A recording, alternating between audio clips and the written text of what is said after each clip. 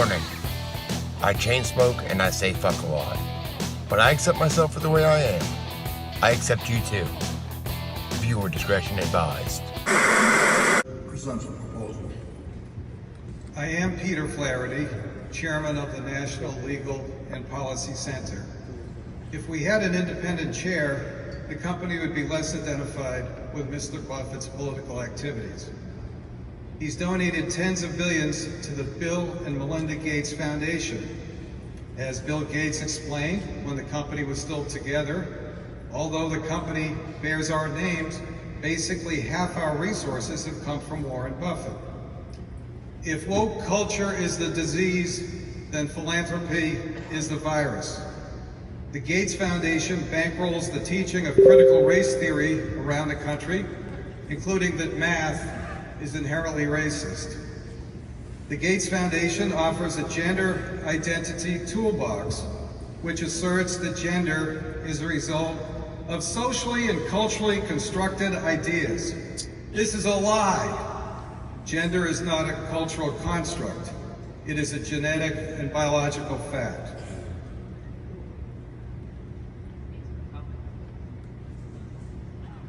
You're not going to censor what I say, ma'am. I'm very sorry. And I'll appeal to the chair that I be allowed to continue. Sir?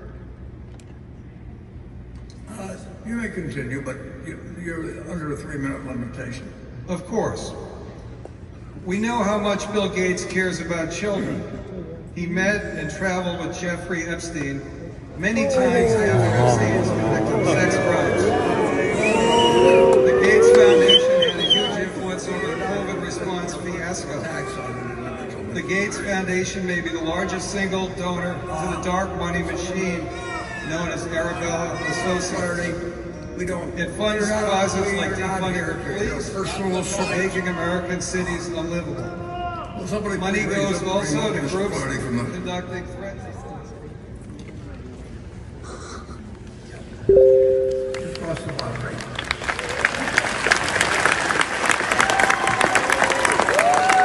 Right after the end of that clip that you showed, almost immediately, I was told to leave. Now, I was standing there. As far as I was concerned, I had a favorable ruling from the chair. I did not really know when my mic had been turned off, and I was still under my 3 minutes. I had every right to be there and to continue to speak. But two security people approached me quickly, told me I had to leave.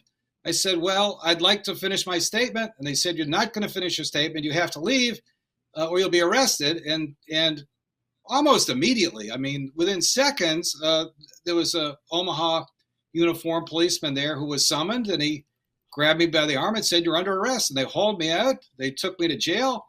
They searched me. They handcuffed me and charged me with a form of trespass.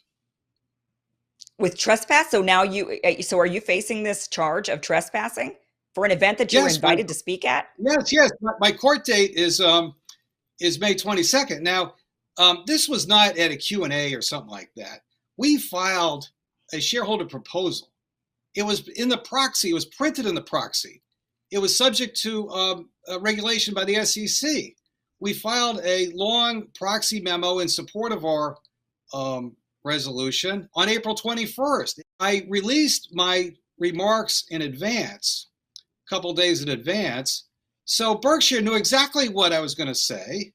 And if they objected to it, they had the opportunity to get in touch with me. Berkshire never contacted us. So I get there, and as Kathy Willems greeted us, she was a liaison for the proponents that day. And the first thing she says to me is, you better stay on topic. And I've been doing this a long time, and I've never had anybody say that to me. They have no right to define what you say or tell you what to say. The whole point of me being there is to offer my perspective, not theirs. I do applaud him for speaking truth to power and getting arrested for it, but he may have forgotten something.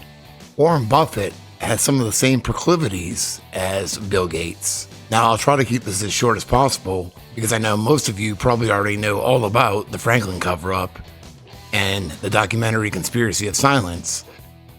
But for those who don't, here's a really quick rundown on the documentary.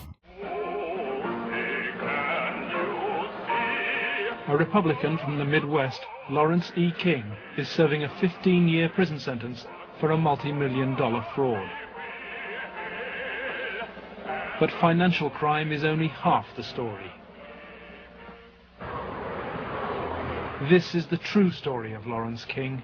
It is the story of an evil at the heart of America, of a cover-up at the highest level. The web of intrigue that starts at our Holy of Holies, Boys Town, Nebraska, one of the most respected institutions in the United States, and spreads out like a spider web to Washington, D.C., right up to the steps of the nation's capital, the steps of the White House, involves some of the most respected and powerful and richest businessmen in this United States of America. And the centerpiece of the entire web is the use of children for sex and drug dealing and drug couriers, the compromising of politicians, the compromising of businessmen, but worst of all, the corruption of key institutions of government that have the duty and responsibility to make sure these things never happen. Larry King was the fastest rising black star in the entire Republican Party of the United States during all of the 1980s. And he was also one of the most evil individuals in this country in terms of being a dealer of children, in terms of being a thief, 40 million that they documented he stole, and in terms of using and compromising and corrupting one after another politicians. Despite the investigation, Larry King remained free to feed his pedophilic parties with child victims. But King's extravagance attracted the attention of the Internal Revenue Service. As a result, on April the 11th, 1988, the Franklin Credit Union was raided and closed by the FBI. King was arrested, and a federal investigation showed he'd stolen $40 million from Franklin. But the FBI's inquiries were secret, and evidence of King's sex ring was quickly covered up. Every victim witness who stepped forward in any way, or even was a potential witness that somebody heard about, has either been killed, put in jail under some theory or other, terrified or run out of the state, discredited. Every perpetrator, even the convicted ones, have been treated as conquering heroes. Obviously, the FBI was protecting something a lot more significant than a bunch of old pedophiles having improper relations with little boys. They were protecting something a lot more significant than a bunch of drug peddlers. They were protecting, in my opinion, they were protecting some very prominent politicians, some very powerful and wealthy individuals associated with those politicians and the political system, up to and including the highest political people in this entire country. Well, it turns out that in the 80s, Warren Buffett was one of the biggest backers of Larry King, Lawrence King. Here's just a few excerpts where he's mentioned in the book, The Franklin Cover-Up. Among the backers and contacts of Larry King and the Franklin Credit Union, certain standouts deserve special attention. These are Harold Anderson and his World Herald, former State Game and Parks Commissioner Eugene Mahoney, Omaha multi-billionaire Warren Buffett, First Tier Bank, Union Pacific Railroad, the famous Boys Town Orphanage, and the Omaha Girls Club. One of King's earliest boosters was the wife of a man with an unrivaled reputation for shrewd investments, Warren E. Buffett, chairman of Berkshire Hathaway. Based in Omaha, Buffett is the second biggest stockholder in the Washington Post and a controlling power in ABC TV. In 1991, he acquired large blocks of stock in American Express and Wells Fargo Bank. When Salomon Brothers faltered in August of 91, the owner of 13% of its stock, Buffett, stepped in as interim chairman. With $4.4 billion to his name, Buffett is ranked by Fortune magazine as the 24th richest man in the world. And in the United States, he is among the top 5. In Omaha, the Buffett mystique gains from the fact that there are 200-some Buffett millionaires who made their fortunes by investing through Buffett's Berkshire Hathaway. Buffett favors the multiplication of money, but not people. He contributes to groups advocating radical population reduction. His Warren Buffett Foundation lists hundreds of thousands of dollars in grants to negative population growth. The Association for Voluntary Sterilization, Planned Parenthood, the Population Council and Population Institute, the Sex Information and Education Council, and Federal American Immigration Reform. Negative population growth members, according to the group's literature, believe that a drastic reduction in total population size represents the only viable option consistent with human survival. Negative population growth, or NPG, wants the U.S. and then every country to enact programs to drop the U.S. and world populations to 1/2 its present levels within 90 to 100 years. Buffett contributes approximately 7% of NPG's total budget. Yet another area where Bill Gates and Warren Buffett have a lot in common. On May 5, 2009, some of America's leading billionaires met in a private Manhattan home just a week before the annual meeting of the secretive Bilderbergers. Calling themselves the Good Club, attendees reportedly included Bill Gates, David Rockefeller Jr., Warren Buffett, George Soros, New York Mayor Michael Bloomberg, Ted Turner, and Oprah Winfrey. According to John Harlow of the Sunday Times, the group, while not going so far as to advocate active depopulation strategies, agreed with Gates that human overpopulation was a priority concern. Harlow said there was nothing as crude as a vote, but a consensus was reached that they would back a strategy in which population growth would be tackled as a potentially disastrous environmental, social, and industrial threat. Apparently, those with great wealth and power have decided to take overpopulation into their own hands. Language about Buffett and his own abounds with references to his, quote, cult. A 1991 Washington Post write-up of his annual shareholders meeting quoted guests along those lines, quote, "It's like worshiping at the altar of the high priest of finance." He has a very large cultish following. Buffett himself called his management staff magicians, said Steve Forbes of Forbes magazine, talking to National Public Radio about Buffett.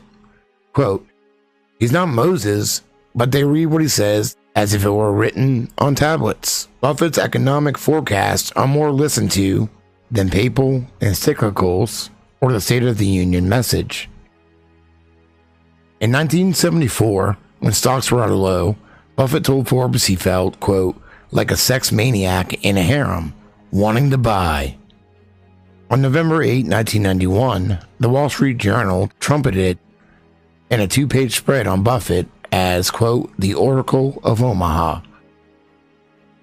That is, quote, "folksy image belies a killer instinct." Back in from Buffett's socialite wife, Susie, came early in the rise of Larry King. Susie Buffett was a volunteer at the credit union in its early days. According to the Lincoln Journal-Star of March 19, 1989, King liked to tell the story of a woman coming to the credit union to see him and being told to return at 7 the next morning because he was so busy. The woman was Susie Buffett, wife of billionaire Warren Buffett, and she did come back to offer her help at the credit union. For years, it has been part of Larry King lore in Omaha that the Buffetts hosted a 10th wedding anniversary party for him and Alice. James Traub's December 1991 Gentleman's Quarterly article served as a platform for Warren Buffett to deny he had a role in that affair, and to insinuate that perhaps the party never happened. Quote, in 1978, King asked Susan Buffett if she would be willing to host his and Alice's 10th anniversary party at her house. Susan said yes, but her husband said no. Paula Albert, a close researcher of the Franklin scandal, who has interviewed several people who attended the anniversary party, commented that the Buffett/Traub account was carefully worded. Buffett avoided an outright assertion that the party didn't take place. But, quote, you'd be left with the thought that it never happened if you didn't know anything. Buffett told Traub, quote, I knew that King was a phony. It was like he had a big sign on his head saying, "Phony, phony, phony." These protestations prompt the question, why, if Buffett saw so clearly that Larry King was a fraud, he did not alert his friends at First Tier or the World Herald? Buffett is a director emeritus of one of the institutions that merged to become First Tier, and he served on the World Herald board. Larry King returned favors by hosting a fundraiser for Buffett's son, Howard, when Howard ran for Douglas County Commissioner. Warren Buffett may have done some more private socializing with Larry King, if a former Omaha City employee is correct in his report that when Larry King was crowned, quote, queen at the Max Gay Bar, Warren Buffett was his escort. This is what his cousin Barbara Webb told me, said the source. She said the people, they were mad because Larry brought his son and his wife there. For John de Camp, the story of Larry King's corrupt empire holds a dire warning for America. If you can control about 3 or 4 key elements, you can totally own a state. You can make right wrong. You can make truth falsehood, falsehood truth. If you control the media, if you control the Justice Department, if you control the police, you own the system. Was he right or what? Fucking stoned.